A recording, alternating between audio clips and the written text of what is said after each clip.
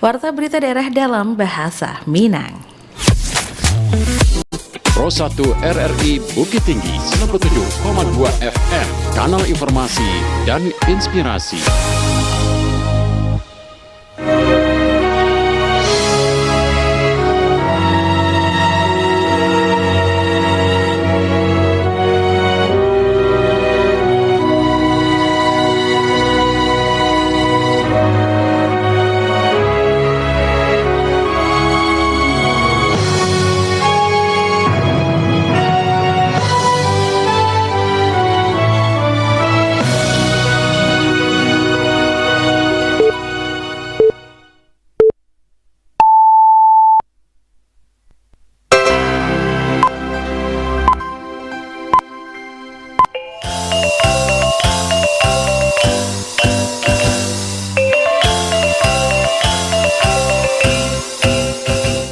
Selamat siang Nusana Pandanga. Untuk mengawali perjumpaan kita di siang hari dalam Warta Berita Minang, kami sampaikan sari berita utama.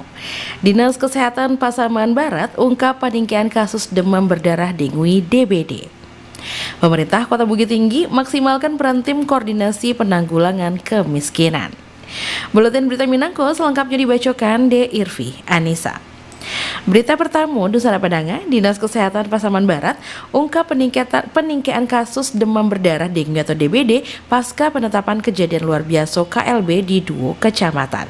Berikut laporan Alwan Ahmad Fauzan. Pemerintah Kabupaten Pasaman Barat melalui Dinas Kesehatan mencatatkan 247 kasus demam berdarah dengue atau DBD dalam 2 bulan terakhir. Halko diungkapkan Kapalo Dinas Kesehatan Pasaman Barat Dr. Gina Lesia MKes kepada wartawan bahwa peningkatan kasus DBD nan cukup signifikan tasabui ala terjadi di 2 kecamatan, di mana berdasarkan laporan yang diterima pihaknya, Gina Lesia menuturkan pasien-pasien tersebut dirawat di RS Ibnu Sina Simpang Ampe, RSUD Jambak, dan sejumlah puskesmas. Sementara sebagian pasien DBD ala diperbolehkan pulang karena dinyatakan sembuh.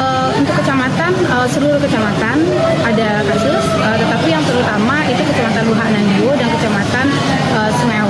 Sampai dengan September 2025 ini kita sudah ada 247 kasus DBD dengan 3 meninggal dunia. Untuk kecamatan, seluruh kecamatan ada kasus, tetapi yang terutama itu kecamatan Luhanandio dan kecamatan Sengeu. Dengan sampai saat ini masih ada terjadi peningkatan kasus dari DBD.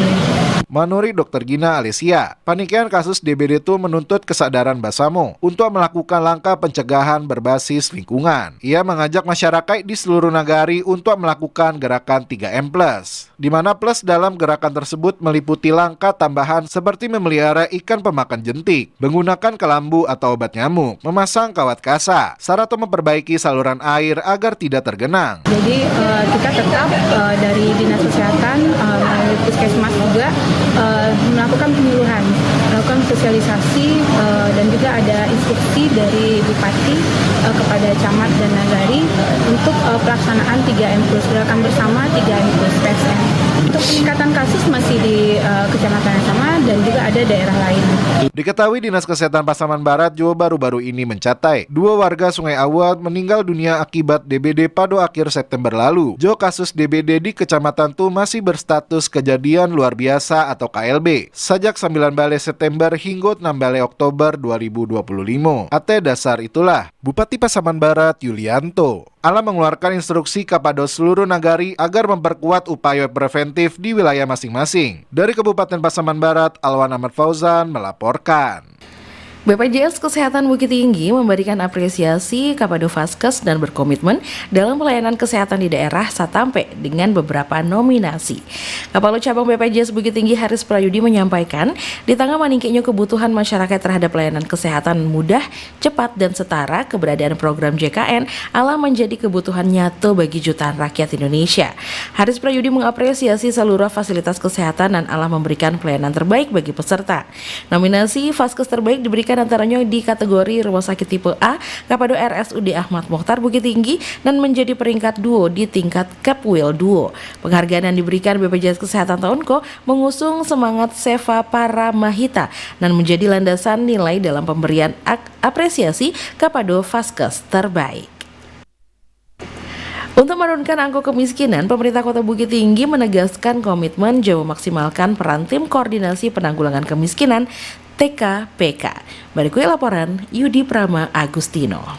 Pemerintah Kota Bukit Tinggi menegaskan komitmen untuk menurunkan angka kemiskinan di daerah Setampe, salah satu upaya melalui Tim Koordinasi Penanggulangan Kemiskinan atau TKPK. Wakil Wali Kota Bukit Tinggi Ibnu Aziz mengatakan, data mencatat bahwa proses kemiskinan ekstrim jo identik jo masalah sosial non kompleks, Kotako dapat menuju di bawah 1% tingkat kemiskinan di tahun 2025 apabila bakarajo bersama-sama.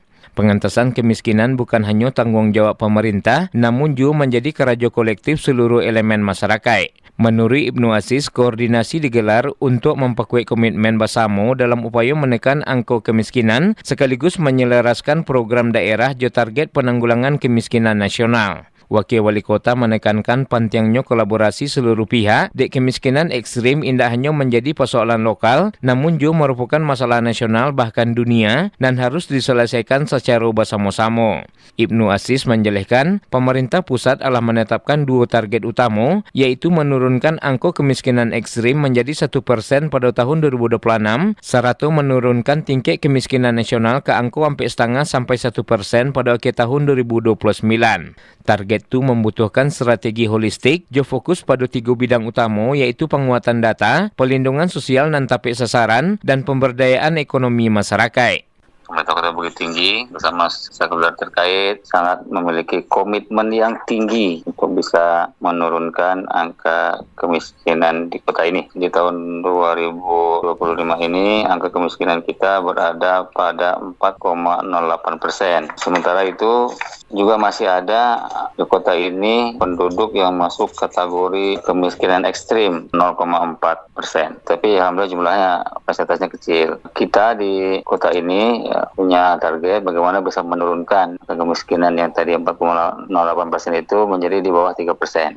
Ibnu Aziz menambahkan, pemerintah Kota Bukit Tinggi akan terus berupaya menyediakan perlindungan sosial dan inklusif sekaligus memperkuat ekosistem ekonomi lokal agar masyarakat dapat keluar dari jerat kemiskinan. Yudi Prama Agustino melaporkan.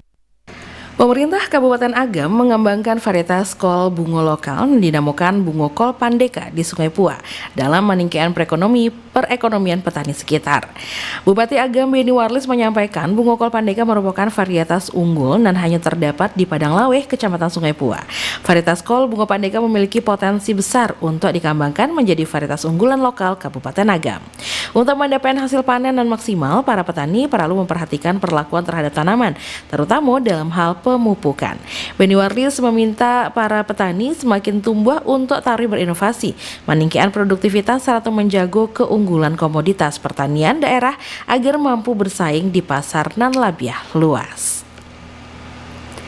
Pelaku usaha mikro, pedagang hingga petani di Padang Panjang dan terkendala pemodalan saat mendapatkan solusi melalui program unggulan Pemko, yaitu tabungan Basamo, berkah Serambi Mekah atau subsidi bungo. Berikut laporan Novri. Pelaku usaha mikro, pedagang hingga petani di Padang Panjang punya peluang baru. Permodalan dan selamoko kerap terkendala bunga pinjaman saat kau mendapat solusi melalui program unggulan Pemko yaitu tabungan Basamo atau berkah Serambi Mekah atau subsidi bunga. Melalui program kau masyarakat dapat mengakses pinjaman modal usaha hingga 100 juta rupiah tanpa perlu memikirkan beban bunga karena seluruhnya ditanggung Pemko. Kepala Bidang Koperasi dan Usaha Mikro di Spedakop UKM Kota Padang Panjang, Rini Lisdayani Kapatang mengungkapkan pengajuan dilakukan melalui Bank Nagari, jo mekanisme perbankan. Setelah diverifikasi, serta dinyatakan layak, bunga atau margin pinjaman akan langsung disubsidi penuh oleh Pemko. Rini menjelaskan tenor pinjaman maksimal 3 tahun. Program Ko terbuka bagi seluruh warga berKTP Padang Panjang dan memiliki usaha, serta jo persyaratan mengikuti aturan perbankan. Program ini kita bekerja sama dengan Bank Nagari cabang Padang Panjang, di mana permodalan akan dibiayai oleh Bank Nagari dan untuk subsidi bunganya akan dibantu oleh pemerintah.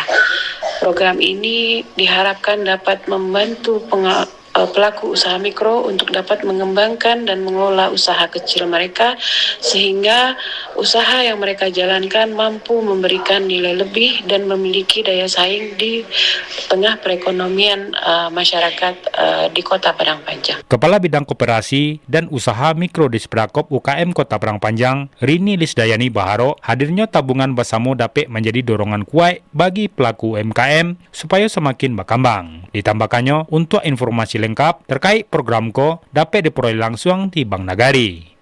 Nofri melaporkan. Kepolisian Resor Kabupaten Pasaman Barat menargetkan menanam jagung seluas 10 hektar pada kuartal keempat dalam upaya mendukung swasembada pangan 2025. Kapalo Polres Pasaman Barat AKBP Agung Tribawanto menyampaikan penanaman jagung diharapkan mampu untuk memberikan kontribusi dalam percepatan swasembada pangan di Pasaman Barat. Agung Tribawanto menambahkan penanaman jagung dilakukan di Sabale Kecamatan pada lahan nan kurang produktif dengan bekerja sama masyarakat Basamo Pemkab Pasaman Barat.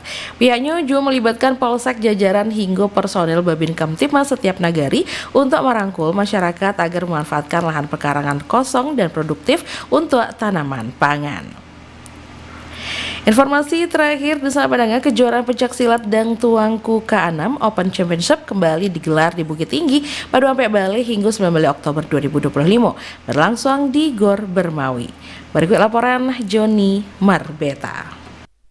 Pemerintah Kota Bukit Tinggi kembali balik menggelar kejuaraan pencak silat Dang Tuangku 6 Open Championship pada sampai Bali hingga 19 Oktober 2025 berlangsung di Gor Bermawi dengan mempertandingkan kategori Festival Silat Tradisi Nusantara Solo Kreatif Tunggal Laga Tanding Prestasi Usia Dini 1 hingga 2 tahun Remaja Dewasa dan Master Direncanan dihadiri Ketua Umum PB IPSI Pusat Prabowo Subianto dan Menpora RI M. Jamil Datuk Penduko Nagari selaku Wakil Ketua 3 Pengcap IPSI Kota Bukit Tinggi memidangi silat seni tradisi serta sebagai duo silat di Kota Ko bahawa acara dilakukan untuk memperkenalkan silat tradisi pada generasi muda. Juga pihaknya selaku duo silat akan kawal dalam penilaian lebih fair dan sportif dalam kejuaraan pencak silat Dang Tuangku 6 Open Championship. Sekarang generasi seni tradisi itu sudah diabaikan oleh generasi muda karena terpengaruh dengan bela diri asing. Nah, jadi kami dari yang tutu silat itu yang kami usahakan bahas dengan muda-muda aku bisa meminati balik. Kalau yang ini yang ditingkatkan itu kan pertama sekali sportivitas. Fairnya dalam penilaian. Nah, ini yang kami kawal masalah penilaian ini. Kadang itu yang merusak, kadang dia bagus tampilannya, tapi tidak masuk dalam penilaian. Betul-betul yang fair, yang sportif. Para pemenang selain memperabaikan piala bergilir dan Tuangku 6 juga nantinya akan diberikan uang pembinaan dan kegiatan dilakukan bahagian memperingati 1 abad jam gadang. Juni Marbeta menggambar untuk berita Raminang pada siang hari ko. Sekian berita daerah Babasa Mindang untuk siang hari ko edisi Minggu 12 Oktober 2025. Berita daerah selanjutnya dapat didengarkan besok pagi pada pukul 6 waktu Indonesia Barat. Selamat siang dan terima kasih.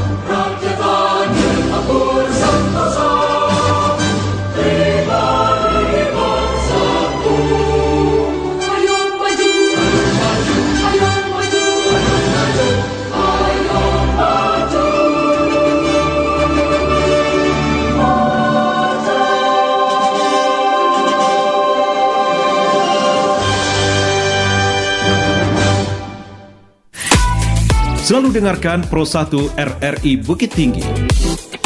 Kanal informasi dan inspirasi.